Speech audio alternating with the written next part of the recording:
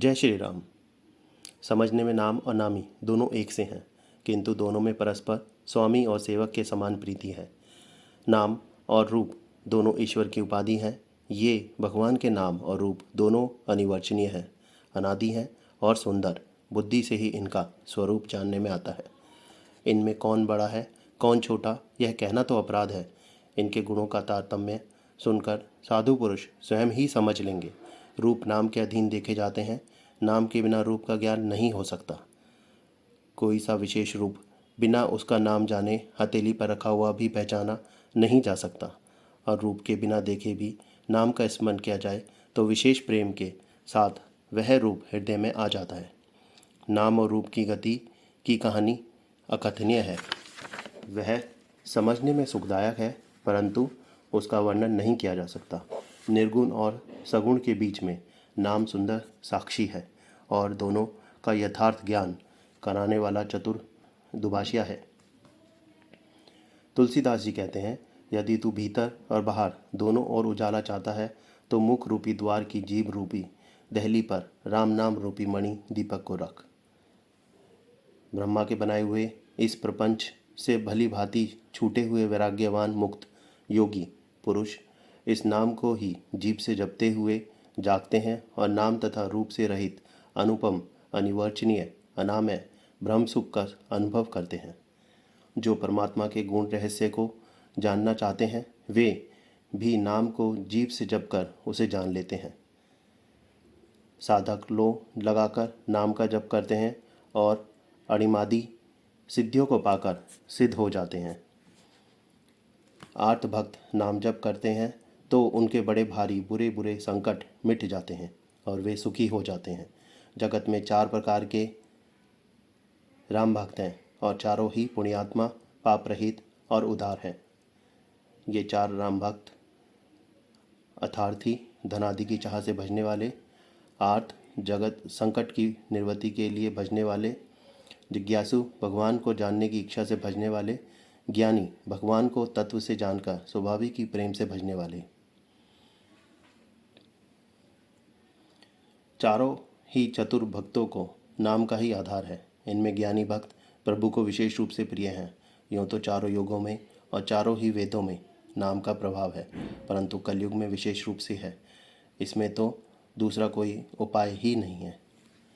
जो सब प्रकार की कामनाओं से रहित और श्री राम भक्ति के रस में लीन है, उन्होंने भी नाम के सुंदर प्रेम रूपी अमृत के सरोवर में अपने मन को मछली बना रखा है। निर्गुण और सगुण ब्रह्म के 2 स्वरूप हैं।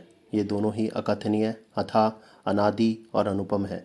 मेरी सम्मति में नाम इन दोनों से बड़ा है, जिसने अपने बल से दोनों को अपने वश में कर रखा है। सज्जनगण इस बात को मुझ दास की चिटाई या केवल काव्योक्ति न समझें। मैं अपने मन के विश्वास, प्रेम और रुचि की बात कहता हूँ। दोनों प्रकार के ब्रह्म का ज्ञान अग्नि के समान है। निर्गुण उस अप्रकट अग्नि के समान है जो काठ के अंदर है परंतु दिखती नहीं, और सगुण उस प्रकट अग्नि के समान है जो प्रत्यक्ष दिखती है। तत्वतः दोनों एक ही हैं, केवल प्रकट अप्रकट के भेद से भिन्न मालूम होती हैं। इसी प्रकार निर्गुण और सगुण तत्व एक ही है। इतना होने पर भी दोनों ही जानने में बड़े कठिन हैं, परंतु नाम से दोनों सुगम हो जाते हैं। इसी से मैंने नाम को निर्गुण ब्रह्म से और सगुण राम से बड़ा कहा है। ब्रह्म व्यापक है, एक है, अविनाशी है, सत्ता, चैतन्य और आनंद की धनराशि है। ऐसे विकार रहित प्रभु के हृदय में रहते भी जगत के सब जीव दीन और दुखी हैं। नाम का निरूपण करके, नाम का जतन करने से वही ब्रह्म ऐसे प्रकट हो जाता है जैसे रत्न के जानने से उसका मूल्य। इस प्रकार निर्गुण से नाम का प्रभाव अत्यंत बड़ा है। अब अपने विचार के अनुसार कहता हूँ कि नाम राम से भी बड़ा है।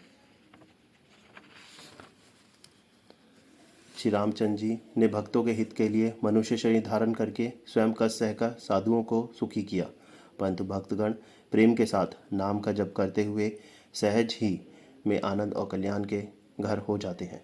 श्री राम जी ने एक तपस्वी की स्त्री को ही तारा, परंतु नाम ने करोड़ों दुष्टों की बिगड़ी बुद्धि को सुधार दिया। श्री राम जी ने ऋषि विश्वामित्र के हित के लिए एक सुकेतु यक्ष की कन्या ताड़का की सेना और पुत्र स्वभाव सहित समाप्ति की, परंतु नाम अपने भक्तों के दोष, दुख और दुराशाओं का ही इस तरह नाश कर देता है जैसे सूर्य रात्रि का। श्री राम जी ने तो स्वयं शिव जी के धनुष को तोड़ा, परंतु नाम का प्रताप ही संसार के सब भयों का नाश करने वाला है। प्रभु श्री राम जी ने दंडक वन को सुहावना बनाया, परंतु नाम ने असंख्य मनुष्यों के मनों को पवित्र कर दिया। श्री रघुनाथ जी ने राक्षसों के समूह को मारा, परंतु नाम तो कलयुग के सारे पापों की जड़ उखाड़ने वाला है। श्री रघुनाथ जी ने शबरी, जटायु आदि उत्तम सेवकों को ही मुक्ति दी, परंतु नाम ने अगणित दुष्टों का उद्धार किया। नाम के गुणों की कथा वेदों में प्रसिद्ध है। श्री राम जी ने सुग्रीव और विभीषण दोनों को ही अपनी शरण में रखा, यह सब कोई जानते हैं, परंतु नाम ने अनेकों गरीबों पर कृपा की। नाम का यह सुंदर विरध लोक और वेद में विशेष रूप से प्रकाशित है। श्री राम जी ने तो भालू और बंदरों की सेना बटोरी और समुद्र पर पुल बांधने के लिए थोड़ा परिश्रम नहीं किया, परंतु नाम लेते ही संसार समुद्र सूख जाता है। सज्जनगण, मन में विचार कीजिए कि दोनों में कौन बड़ा है। श्री रामचंद्र जी ने कुटुंब सहित रावण को युद्ध में मारा, तब सीता सहित उन्होंने अपने नगर अयोध्या में प्रवेश किया। राम राजा हुए, अवध उनकी राजधानी हुई।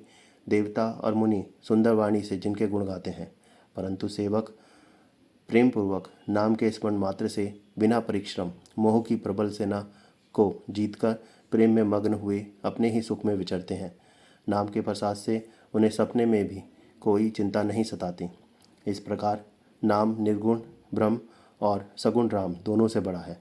यह वरदान देने वालों को भी वर देने वाला है। श्री शिव जी ने अपने हृदय में है जानकर ही 100 करोड़ रामचरित में से इस राम नाम को ग्रहण किया है। मास पारायण पहला विश्राम। जय श्री राम।